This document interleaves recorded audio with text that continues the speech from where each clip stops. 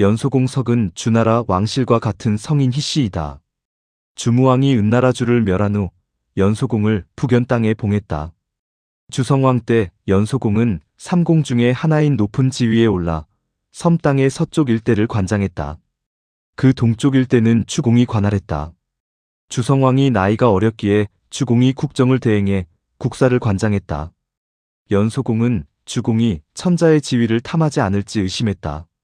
주공이 군석을 지은 이유이다. 연소공이 계속 주공을 의심하자 주공이 말했다.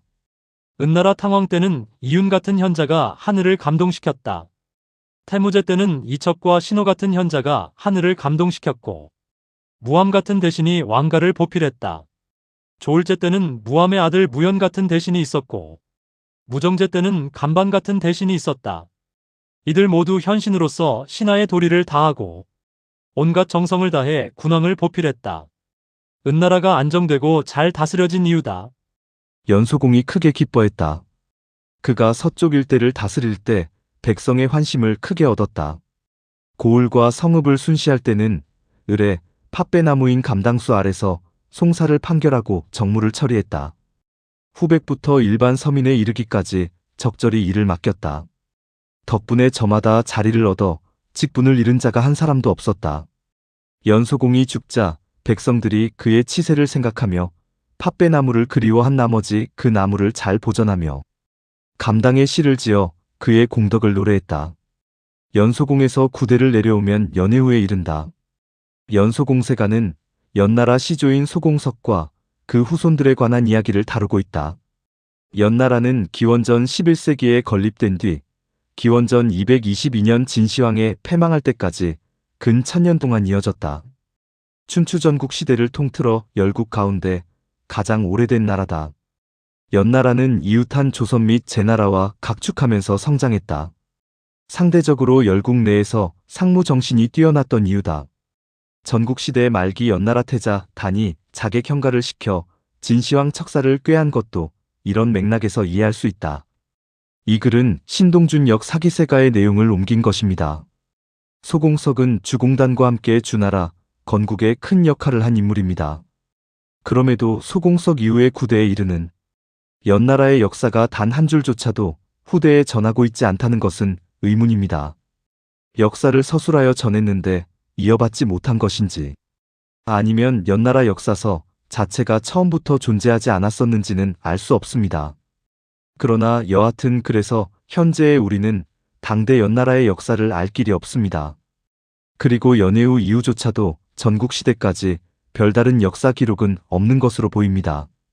제환공이 연나라의 요청으로 산흉을 정벌한 이야기 정도가 그나마 전해지는 의미 있는 역사일 것입니다. 주공단과 함께 은나라를 멸망시키고 주나라를 건국하는 과정에서 큰 공을 세운 소공석의 자손들은 대대로 연나라를 다스렸습니다. 건국에 큰 공을 세운 소공석이 변방의 작은 나라를 봉토로 받은 것에 대해서 의아하다고 여기실지도 모릅니다. 그러나 주공단의 후손들도 작은 노나라를 봉토로 받아 다스린 것을 고려하신다면 분봉 당시의 땅 크기는 중요하지 않았다는 것을 알게 되실 것입니다. 이후 자손들이 얼마나 번성했느냐가 나라의 크기를 결정하는 더 큰 요인이었던 것으로 보여집니다. 오히려 상나라의 잔당들을 쫓아 동북지역 최전방까지 다다른 연나라를 맡아 다스린 것은 소공석과 그 후손들이 대를 이어 주나라에 충성했다라는 진실을 입증합니다. 주나라 성왕 당시에는 섬 지역을 기준으로 그 서쪽은 소공석이, 그리고 그 동쪽은 주공단이 각각 맡아 책임지고 관장했습니다.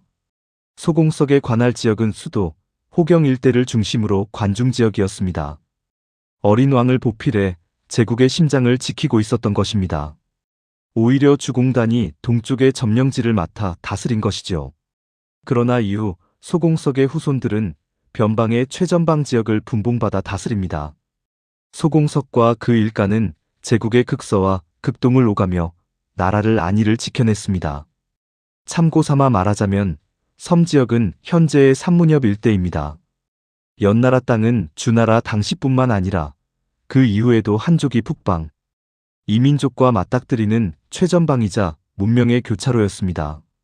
연나라와 마주한 예맥, 숙신, 산융, 동호 등은 이후 중국 역사에 큰 영향을 주게 되는데 이들은 이후 선비족, 몽골족, 여진족이 되어 중국 땅에 이민족 정복왕조를 세웁니다. 주나라 건국 당시 강태공은 동이족의 거점 지역이었던 산동 지역을 맡아 책임지고 소공석은 동북방 최전방을 맡아 책임진 것입니다. 훗날 삼진의 하나인 조나라가 황토고원을 따라 북상하여 예맥과 흉노를 마주하기 이전에는 연나라 홀로 드넓은 북방의 땅 전부를 지키고 있었던 셈입니다. 아마도 그 중심에는 현재의 북경 즉 연나라의 수도 연경이 있었을 것이죠. 여기서 흥미로운 부분은 조나라의 왕가는 상나라 유민들의 후손이라는 사실입니다.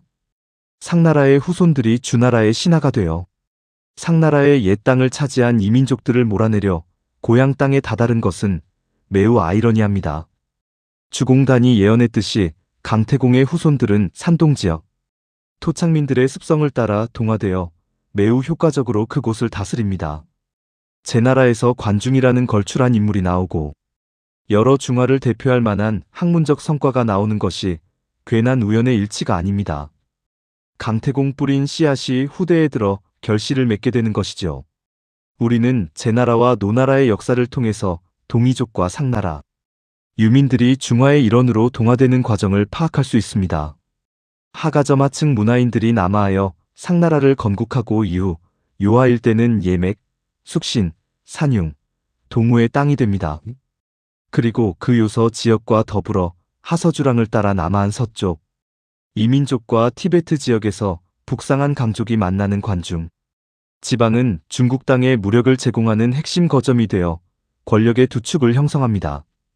그 중심에 장안과 연경이 있는 것이죠. 그래서 관중 지역을 중심으로 성장한 세력은 연경을 수도로 삼고 요서 지역을 중심으로 성장한 세력은 장안을 수도로 삼는 현상이 벌어지는 것입니다.